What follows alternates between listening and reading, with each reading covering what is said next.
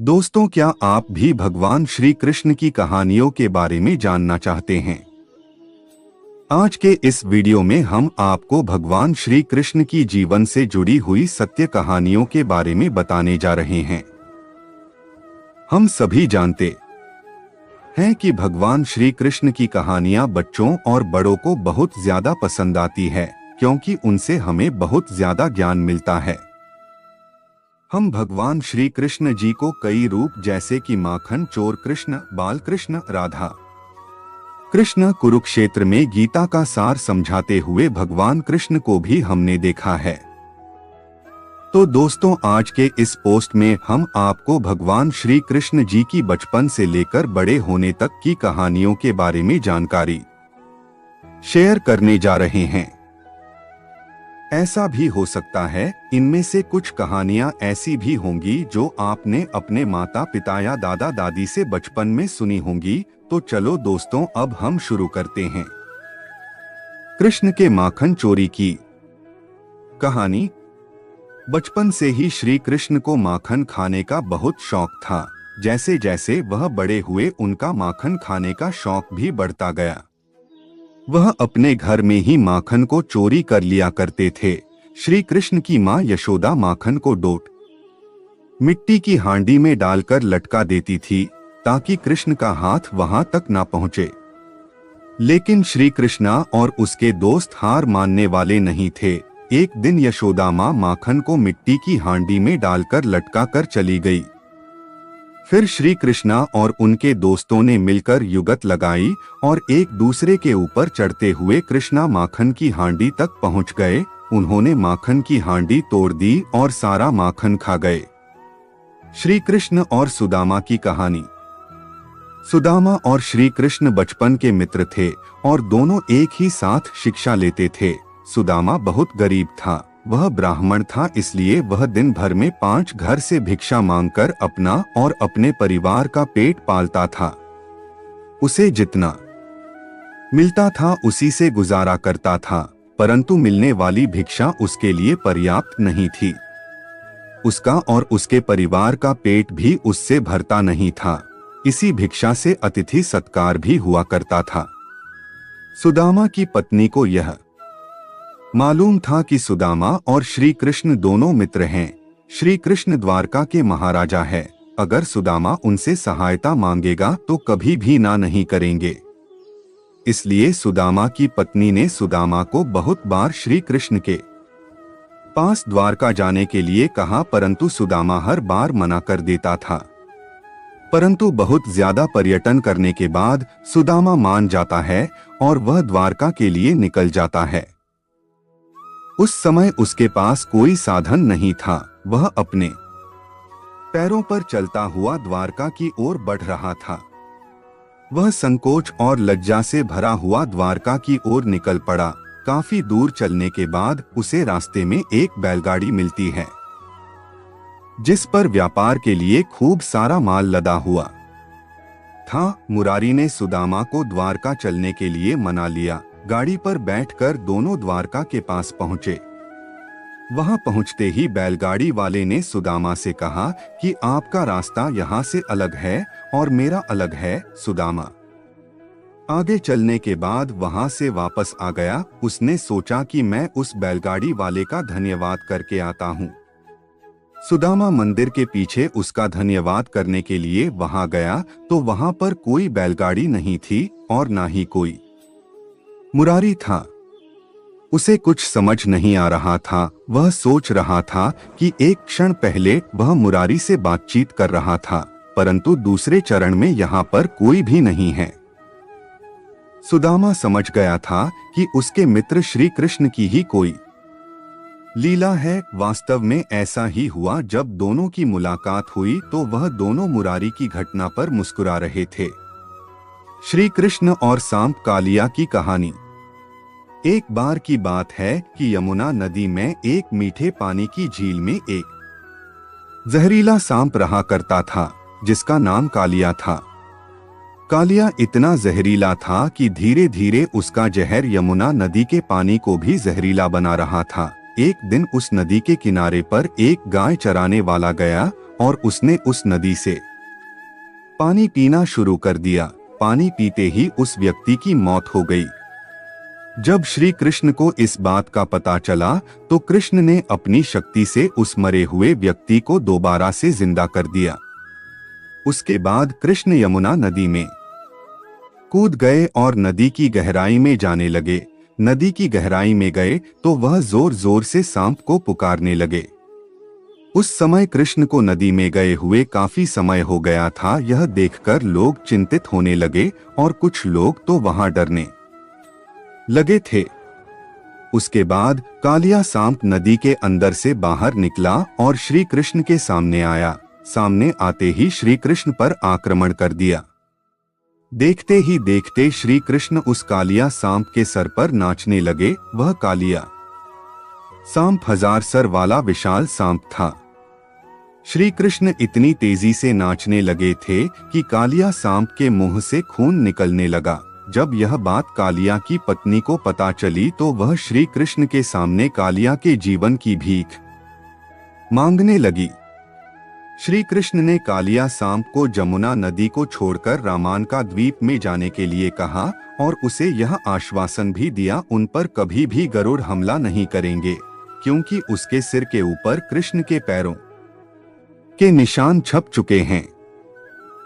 यह सुनकर कालिया सांप बहुत ज्यादा खुश हो गया और फिर वह अपनी पत्नी के साथ यमुना नदी को छोड़कर वहां से दूर चला गया। इस प्रकार श्री कृष्ण ने कालिया सांप से गांव वालों की रक्षा की। भक्त की रक्षा। एक गांव में 8 वर्ष का सूर्य नाम का एक बेहद दुर्लभ बालक था। उसका परिवार का व्यवसाय लकड़ी काटना और उन्हें बाजार में बेचना था। एक दिन सूरज यमुना नदी के किनारे पर लकड़ी काट रहा था। एक पेड़ की सूखी टहनी यमुना नदी की ओर झुकी हुई थी। सूरज की खास बात यह थी कि वह कभी भी हरी भरी टहनी को नहीं काटता था। उसने देखा कि जो टहनी यमुना नदी की ओर झुकी हुई है वह बिल्कुल सूखी हुए है।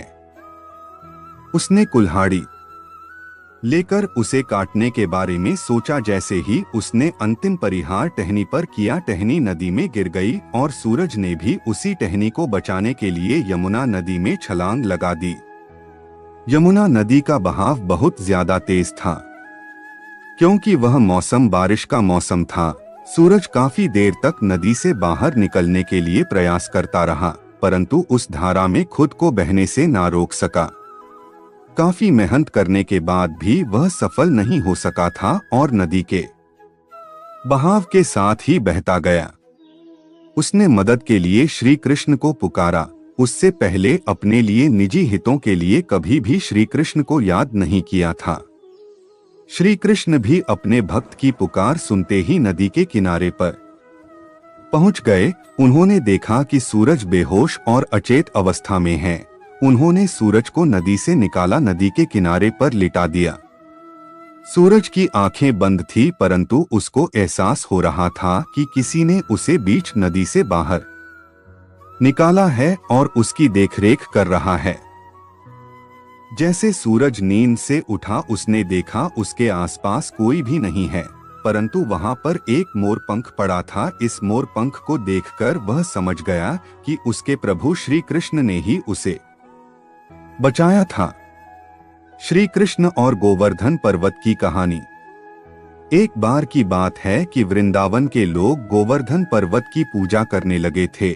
वह भगवान श्री कृष्ण के कहने पर उस पर्वत की पूजा करने लगे थे और इंद्र देव की पूजा नहीं करते थे। इस बात पर देवराज इंद्र ब्रिज के लोगों पर बहुत ज्यादा क्रोधित हो गए और क्रोधित होकर उन्होंने उन्हें दंडित करने के लिए ब्रिज गांव के ऊपर गणगौर वर्षा करने के लिए बादल भेज दिए। इंद्र के आदेश देते ही वह बादल गांव की ओर चल पड़े और वहां जाकर बहुत ज्यादा बारिश करने लगे, जिसके कारण वृंदावन में बाढ़ की संभावना पैदा हो गई थी। बारिश इतनी ज्यादा होने लगी थी, यहाँ तक कि कुछ लोगों के घर भी इस बारिश में बहने लगे थे। गांव के लोग बहुत ज्यादा डर गए थे और वह सहायता लेने के लिए भगवान श्री कृष्ण के शरण में पहुंचे।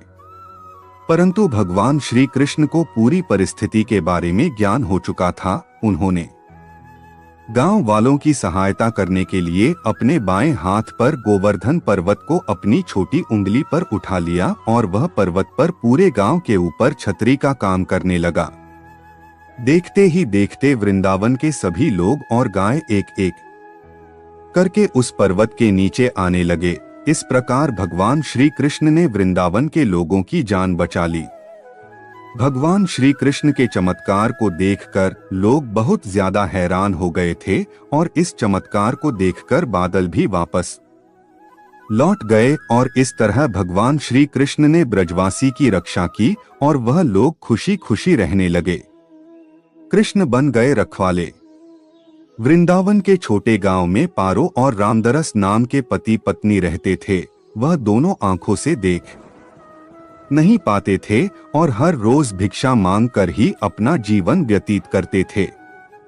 दोनों श्री कृष्ण की भक्ति किया करते थे। भोजन से पहले वह उस भोजन का प्रसाद लगा दिया करते थे। उस प्रसाद को अपने भोजन के पात्र में थोड़ा सा मिलाकर बाकी किसी दूसरे गरीब को खाने को दिया करते थे। श्री कृष्ण भी उनकी भक्ति से बहुत ज्यादा प्रसन्न थे। इसी कारण उनको कभी भूखे पेट सोने नहीं दिया करते थे। चारों ओर जन्माष्टमी की धूम मची थी। गोकुल, वृंदावन, बरसाना क्षेत्र में कृष्ण जन्मोत्सव की विशेष मनोहारी छटा देखने को मिलती है। पारो खुद भी पुत्र को जन्म देने वाली थी। उसे खुद नहीं मालूम था कि वह जन्माष्टमी के दिन एक पुत्र को जन्म देने वाली है। ठीक उसी समय उसने पुत्र को जन्म दिया। वह अपने माता पिता की तरह ही श्री कृष्ण की भक्ति करता रहता था। उसका नाम उन्होंने चंदन रखा था। वह नाम के अनुसार ही शांत और शीतल स्वभाव का था। चंदन जब भी बीमार होता था या फिर अपने रास्ते से भटक जाता था तो उसकी मदद एक गाय चराने वाला करता था। उसका नाम मदन था। उसने बताया था कि वह पास के गांव में रहता है। जब भी चंदन के परिवार पर कोई विपत्ति आती तो मदन सदैव रखवाला बनकर खड़ा रहता था। चंदन जब बड़ा हुआ तो वह मदन के गांव में जाकर मदद को खोजने लगा और जैसे ही वह गांव पहुंचा उसने मदन के बारे में पूछा तो लोगों ने बताया कि यहाँ कोई मदर नाम का व्यक्ति नहीं रहता है। उसके बाद चंदन ने इस रहस्य का पता लगाने का मन बना लिया। चंदन उसे ढूंढता रहा परंतु उसे मदन ना मिला। फिर एक बार चंदन की मां को बहुत ज्यादा बुखार हो गया था। वह लगभग मरने वाली थी। तब मदन उसके घर सहायता के लिए आया और शाम होते ही अपने गांव की ओर लौटने लगा। उस समय चंदन उसका पीछा कर रहा था और चोरी चोरी दूर से उसे देख रहा था। मदन वहां पर मौजूद एक मंदिर के अंदर दाखिल हो गया। चंदन उसे देखता रहा। काफी समय तक इंतजार करने के बाद जब चंदन ने देखा कि मदन मंदिर से बाहर नहीं आया है तो ऐसे में चंदन उस मंदिर में गया। उसने देखा कि वहां पर कोई भी नहीं है।